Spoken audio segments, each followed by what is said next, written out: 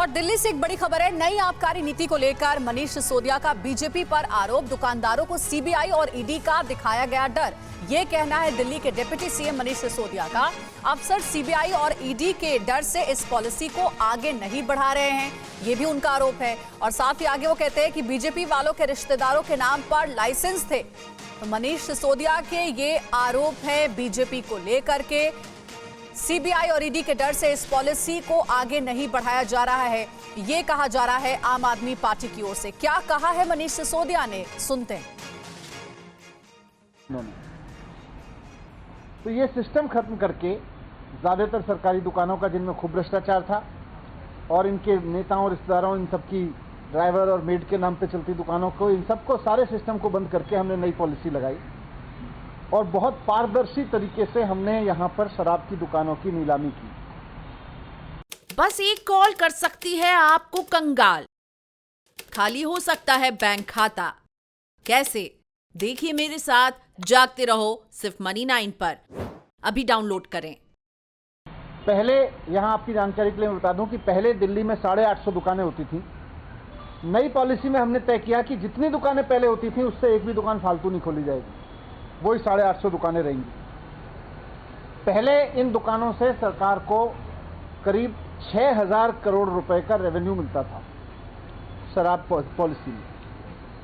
जब पारदर्शी तरीके से इन दुकानों की नीलामी हुई तो दुकानें नहीं बढ़ी, लेकिन पूरे साल में, एक फुल ईयर में 850 दुकानों से 9500 करोड़ रुपए का रेवेन्यू आना था। और दिल्ली सरकार की नई आबकारी नीति वापस लेने पर बोले मनोज तिवारी, केजरीवाल एंड कंपनी को जेल जाने से डर तभी वापस लिया। मनोज तिवारी ने यह बयान दिया, केजरीवाल जेल में बंद अपने मंत्री पर नहीं कर रहे कार्रवाई। ये मनोज तिवारी ने आरोप लगाया। अरविंद केजरीवाल को अपनी बहन ममता से कुछ सीखना चाहिए, मनोज तिवारी का बयान।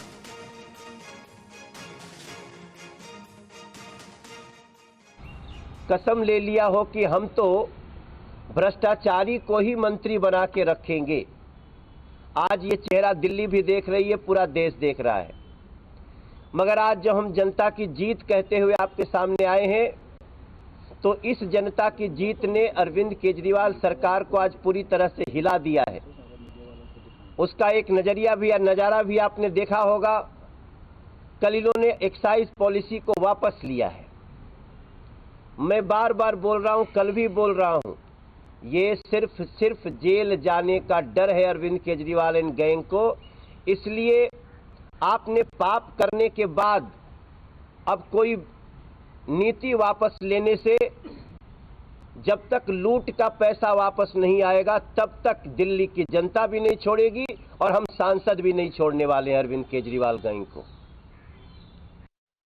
भ्रष्टाचार मचा रखा था, वो रुक गया, वो खत्म हो गया। तो इन लोगों ने पूरा प्लान बनाया कि इस नई पॉलिसी को फेल किया जाए।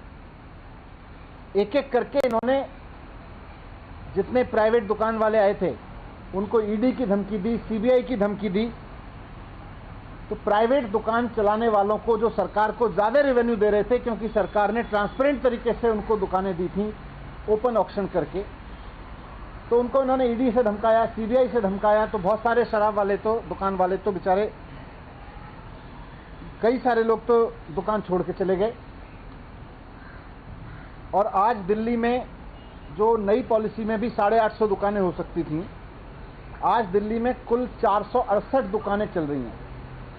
और 1 अगस्त से कई और दुकान वाले भी, क्योंकि ये सीबीआई से डरा रहे हैं, ईडी की धमकी दे रहे हैं दुकान वालों को, तो ये 468 दुकानों से भी और कम हो जाएंगी। कई और लोग दुकानें छोड़ के जाने वाले हैं। लेकिन बीजेपी ने ईडी और सीबीआई की धमकी दे दे के जिस तरह से अफसरों को डरा दिया है कि वो अब इस पॉलिसी को आगे बढ़ाने को तैयार नहीं है। जो दुकान छोड़ के चले गए वो उनके ठेके देने को, नीलामी देने को तैयार नहीं है।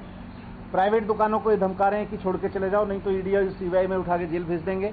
तो वैसे में सरकार की जिम्मेदारी ये है कि यहाँ किसी तरह का केओस ना हो। सर, एक अलग सवाल है, क्या आपने भी खरीद लिया है गलत शेयर?